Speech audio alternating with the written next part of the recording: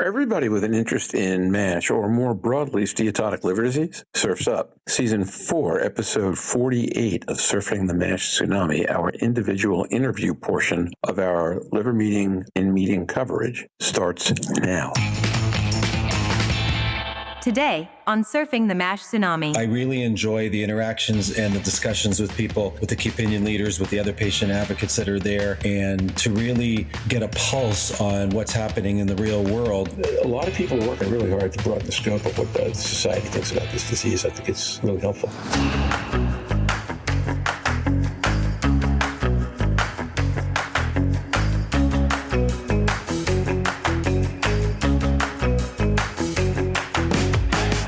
During this weekend's Liver Meeting 2023, Surfing the MASH Tsunami has interviewed some of our guest opinion leaders on what they found most exciting about the program. Today, Roger Green speaks with patient advocate and Fatty Liver Alliance founder and president Mike Betel about presentations he is giving in Boston and other topics at the meeting he found valuable.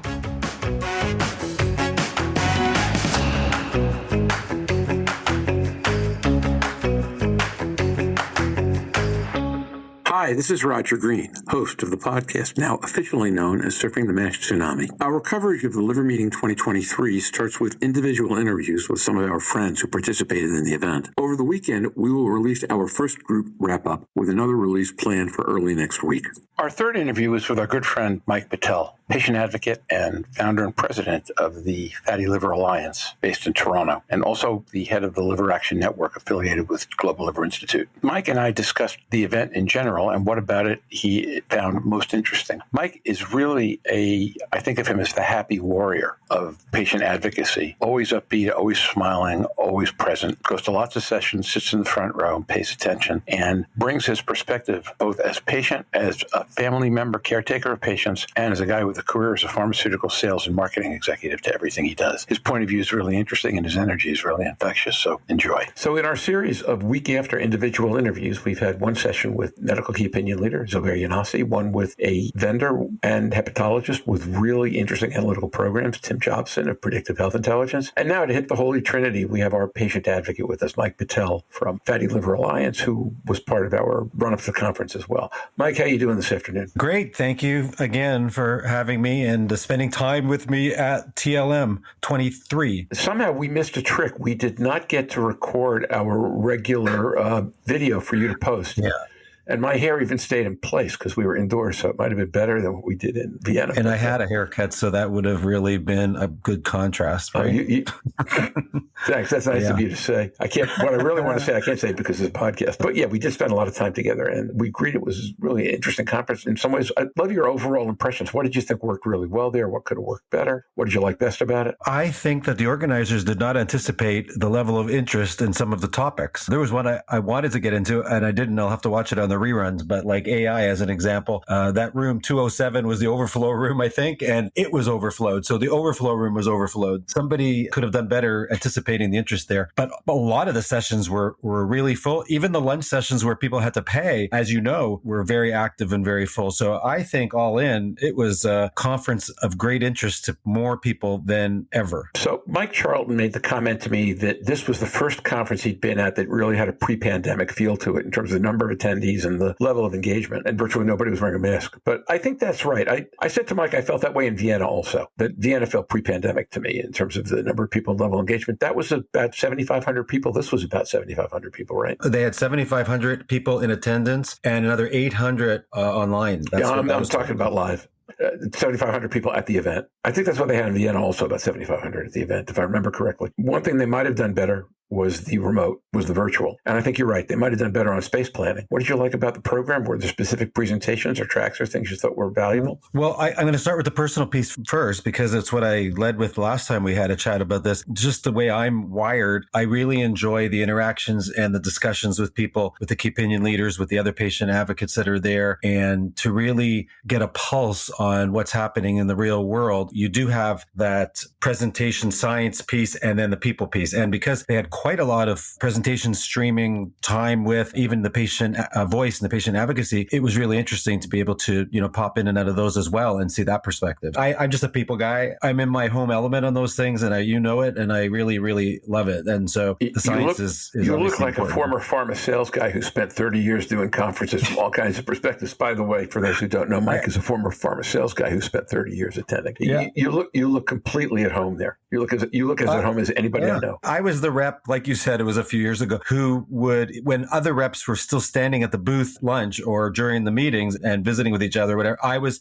at the sessions, usually sitting near the front, and I would go talk to the presenters after and ask questions and stuff. So these are some of the same people that I knew, like Jay Hoofnagel was standing in front of me for one of the sessions. I looked up, I go, "Oh my God, you're Jay Hoofnagel." He looked at me like I fell off off a truck or something. But he's like been in the liver space a long time, so he's kind of like one of those early legends. I love that. Yeah, Mike has taught me. Listeners? Mike has actually taught me the trick of going and sitting in the front row, which I've taken to doing. Don't tell everybody, or we'll have to have a reserve sign there for us. Actually, for a lot of these talks, they did have reserved front rows for either VIP donors or speakers. However, without going into the details, Mike and I are now VIP donors. We're not going to tell the story. We're just going to note that we are. And one of the things we're foundation members now. Yeah, I've been a foundation member forever, but I've been an ASLD member and a foundation donor for the last 3 years, and now I donated this year as well. So as patient advocate, a lot of patient presentations there. In fact, the one you're talking about with the overflow room 207 being overflowed was some KOLs talking at a patient track about important research folks might want to know about, if I remember correctly. You can't deny the interest level in so many ways, for the meeting. I was, if it's okay, I was going to talk about something that I think was an outstanding, not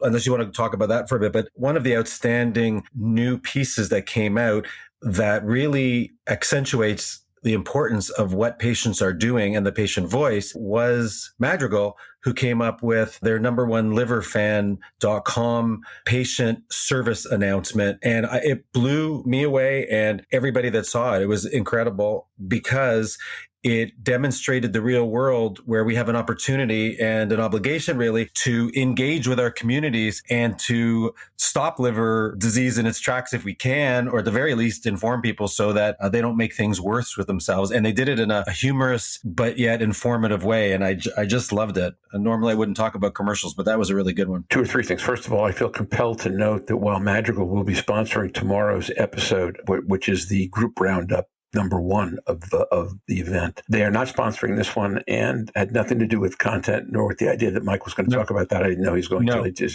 This is just me, Michael, speaking. Yep. Here's number 2.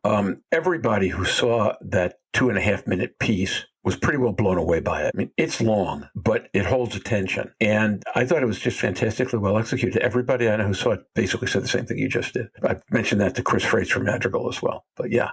So, just kudos to those people who put it together. It was just really great. If you had to put your finger on it, what made it special? I have said since the beginning of my involvement in NAFLD, NASH, MASLD, MASH, that it's the people and it's the community. And you're probably tired of hearing me say it, but I think it has to be real. The science is the science and the data will keep getting updated. But at the end of the day, it's the patients that are going to be taking these new medications and the patients that are going to be involved in the clinical studies to investigate new molecules that are being developed. And what made this one great is that it was a real person in a real community interacting in a funny way. And there was a lot of Easter eggs in it too, as Chris will tell you, like the person who was Olivia in it's not a commercial, in the announcement. She had her actual family on the mantle over the fire as an example. Her socks had liver socks. I don't want to give it all away because people should really see it, but there's 2 favorite lines though. The one is when she's sitting outside. Hold on.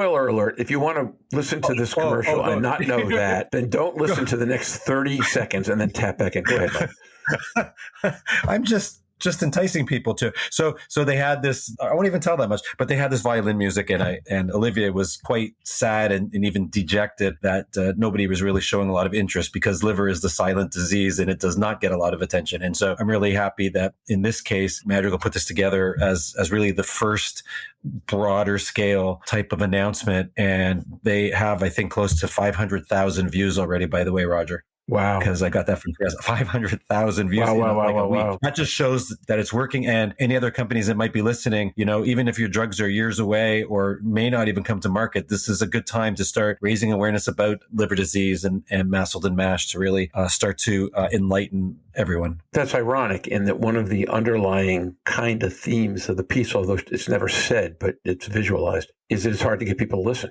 right?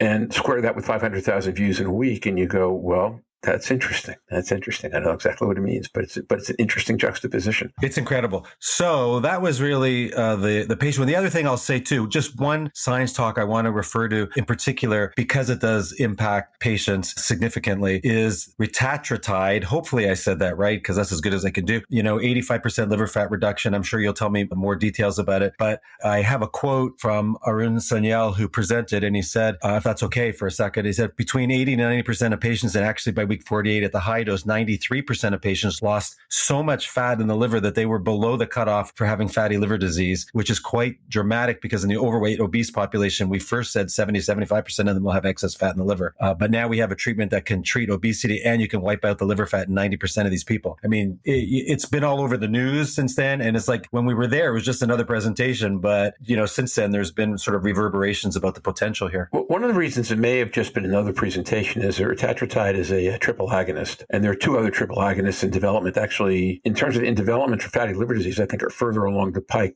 If you take a look at the retatrutide development plan, it doesn't get to NASH or MASH or MAFLD until later in the game. It's got a couple other indications ahead of it. Whereas the Altimmune product, pemvidutide, and the Merck/Hanmi product, the name of which I never remember, but something like afinopegdetide or something like that, they're both further along the development path. In fact, Atheno and Pemvi were both presented, I think, in late breakers or if not late breakers, in plenary sessions in Vienna. There are three. And the reason retatrutide is getting so much press is that it's Lilly. And, Lilly pushes hard. And you're right, those numbers are pretty staggering. But by the way, the Pemvi and Atheno numbers are pretty staggering as well. It's exciting to envision a world where you can do all that with a drug. Now, there are likely to be significant levels of gastric side effects with these agents because each of the component agents have gastric issues, right? I mean, GLP-1s have gastric issues and others will as well. So that's going to have to get managed. It's hard to be perfect. Well, yeah. And frankly, if only half the patients who could possibly deal with it can tolerate it, that's a huge dent. In a world where we're talking about 1.5 billion people by the year 2050 with diabetes and obesity, probably more than that, an agent like this can be just tremendously helpful. So I agree. And that's why I wanted to just call that one out. It's going to sound like I'm jumping all over the place, but I'm sort of just thinking back at the highlights if we run out of time. But I also want to say, even though it was part of, I guess, the whole conference, but Jeff Lazarus, recipient of the 2023 Distinguished Scientific Award, is incredibly gratifying to see that somebody like that would, with all the work that they do, that they would get recognized for that. And a lot of people showed up for the event, and that was really, really nice. So I just wanted to call that out as well. So congratulations if you're listening, Jeff. Well, Jeff sometimes listens, and he's been on the podcast a few times, as you know. And I think the work that he and Ken Cusi and a few others have done in the area of clinical care pathway and getting the scale of this disease right. I mean, first time Jeff was on this podcast, he made the comment that I think I'm quoting accurately here. Hepatology can't go this one alone. It's too big. And since then, the steps that he's taken, Ken has taken, and several others have just made fantastic efforts to reach across specialties and across countries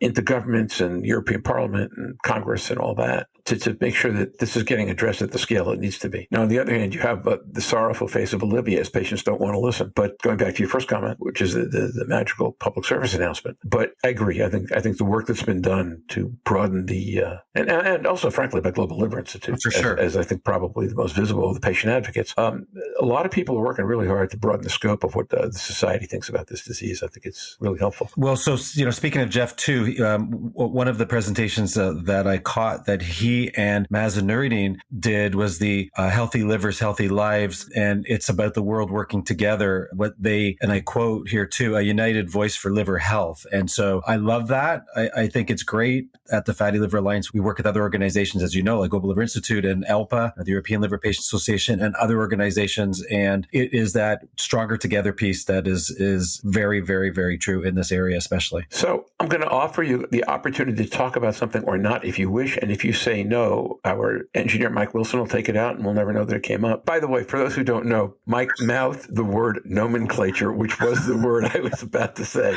Yeah. Do you want to talk about nomenclature or no?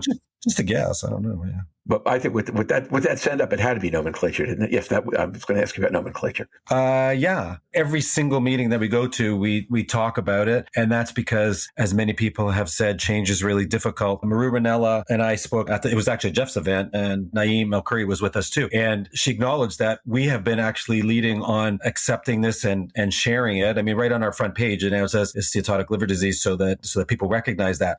That being said, until the real world until the FDA accepts it and the pharmaceutical companies accept it, it's not going to be a universal change yet. And I think the way it's going to go is NAFLD and MASLD / MASH, NASH, MASH. And I did watch a lot of the talks where people still struggled a little bit with what they were saying, like I just did, because in your brain, you're so used to saying one thing and you have to say something else. But I would say for the most part, of course, with everything, you're never, ever going to get 100% of people who agree with anything. It's always going to be the adoption curve. So you'll get the people that are the super adopters and the people that are late adopters and the people that are sort of in the middle. So I agree with that. Okay, but I do believe that nomenclature took big steps forward this week in terms of what was real publicly. I had written myself a list of what I thought were the important questions, drawbacks, and benefits back last spring. And to me, the most obvious drawback was MASLD and the ability to integrate alcohol and non-alcohol in a single frame of what the disease is and how to think about it. I thought that was huge,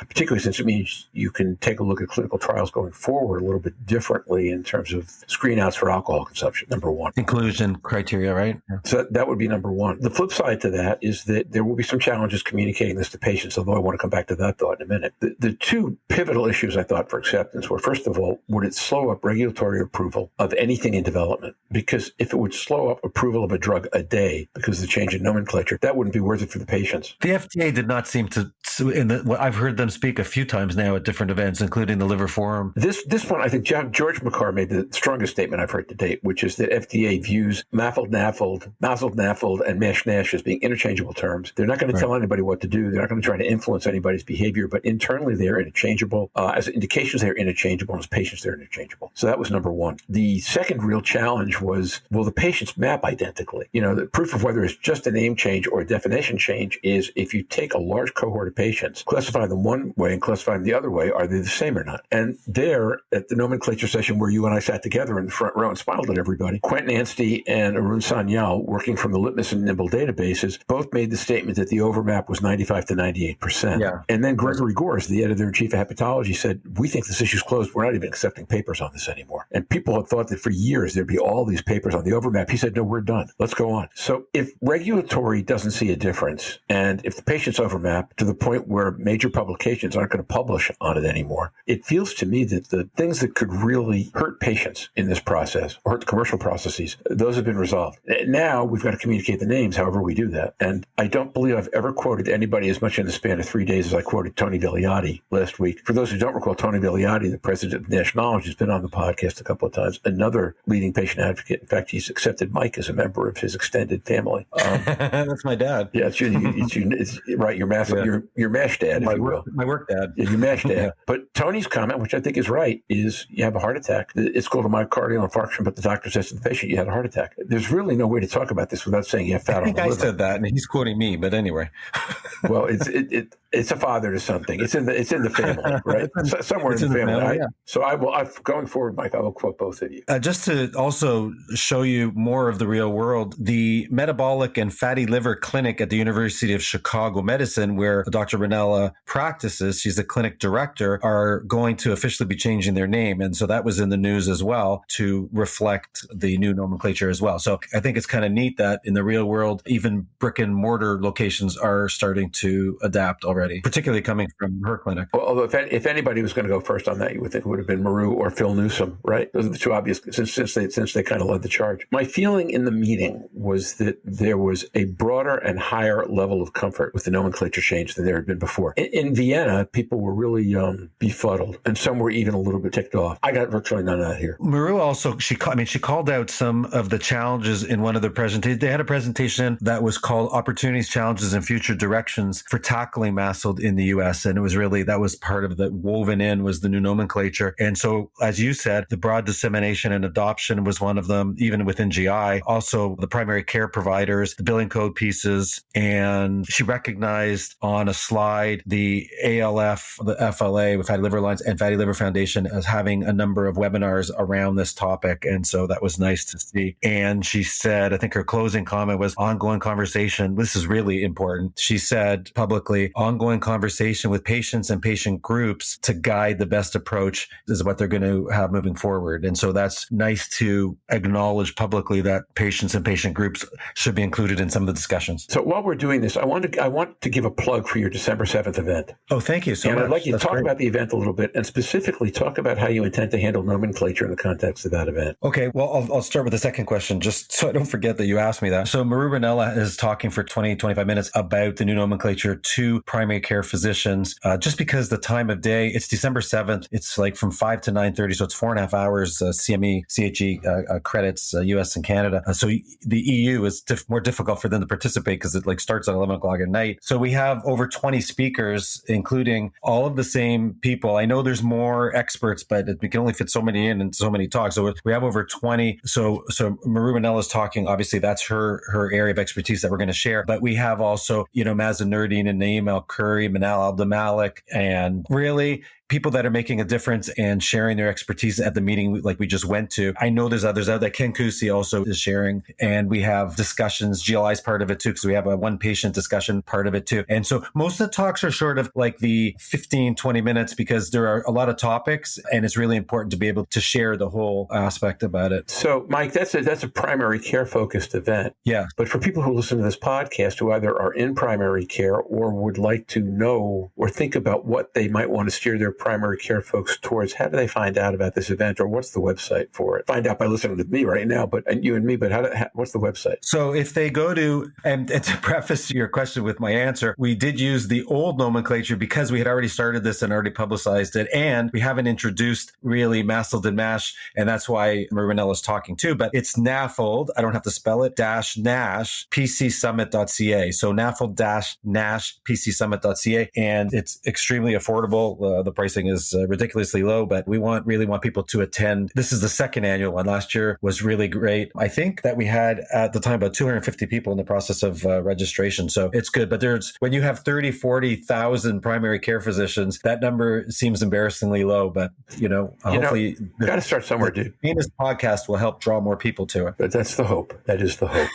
And if everybody who listens to this podcast tells 10 friends who are in primary care or touch primary care that they really need to learn more, Mike will be a phenomenal success. He will credit it to us, and everybody will feel good. 100%. In fact, I got to check to see if you're listed as an educational partner, because now for sure you should be. If not, we've got to get that worked out going both ways as we're revising. Now, we are in the process of going from Surfing NASH to Surfing MASH and changing the website address and a few other things. So this would be the right time for all that. Anything else you want to share about the meeting? Well, again, just about primary care for a second, that we're not going anywhere unless primary care understands what they're looking for, who to refer, because how many hepatologists are there in the US? They brought it up at the meeting. Not nearly enough. No, not when you talk about 100 million people, and you can't refer everybody. That's just not going to work. We're not going to identify everybody either. So let's find out who needs to be referred, and using all those non-invasive, amazing tools that are getting better and better all the time, the biomarkers and the liver elasticity tests, the number of them that are available, and refer the ones that are supposed to be available, to leave time for the specialist to focus on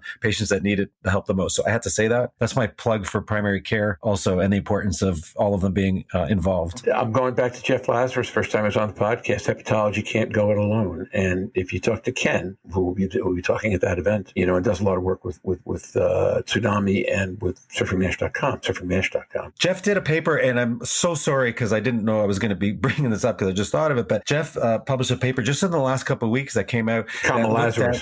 Jeff Lazarus, about the number of jobs in this area area and published a paper using Indeed, I think, and it was embarrassingly low. And there's no way that people are involved in MASLD and MASH for the future. We are not ready from a capacity perspective. We have to recruit more people too. So go read that paper. And on the sobering side of that, we have Zobair Younossi, who's the first personal interview in the series, talking about how he believes actually that the rate of childhood and adolescent NAFLD NASH, childhood is estimated at 10. He thinks it might be as high as 18. Adolescent is estimated at 24. He thinks that might be low also. The percentage of patients with this condition is just exploding. Before we run out of time, there's I'm trying to fit it all in here. There's one more. It was actually a lunch meeting. We touched on it a little bit before about that, but the digital prescriptions app support. So Naima Curry and Sanel Sanar, we're in. Talk about low tech. All they had was a board. It wasn't even a whiteboard. It was a paper board with a marker. And so it is a different format, and the discussions were amazing. And really the idea of giving patients the digital applications they need to be able to monitor and treat their disease and be able to do something for themselves. That was brought up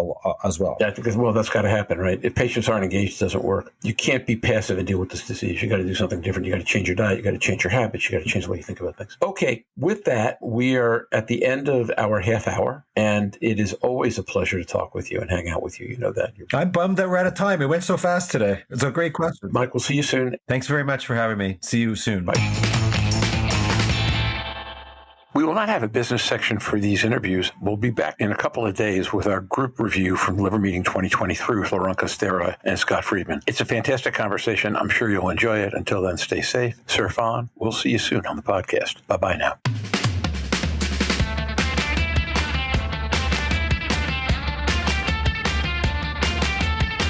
Have any questions for the surfers? You can send them to surfingnash.com, and we will answer on the podcast or the website.